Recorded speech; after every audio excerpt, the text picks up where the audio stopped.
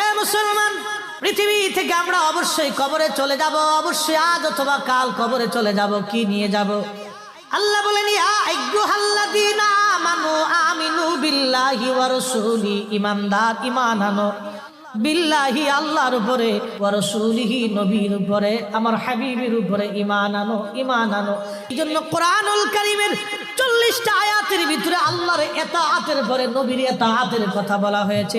যেখানে আতিউল্লাহ সেখানে আতিউর রাসূল। আল্লাহ কিন্তু নিজের কথা একবারও বলেন নাই, কিন্তু আল্লাহ আমার রাসূলের কথা একবার বলে দিয়ে আল্লাহ সমাধান দিয়েছে। আমি আল্লাহর পরে নবীর ইতাআত, আমি আল্লাহর গোলামি যেখানে, নবীর গোলামি সেখানে। কিন্তু আল্লাহ এটাও জানাই দিয়েছেন, মাইয়ুতি আর রাসূলা ফাকাদ আতা আল্লাহ। আমার নবীর গোলামি হয়ে গেলে আমি আল্লাহর গোলামি আদায় হয়ে যায়।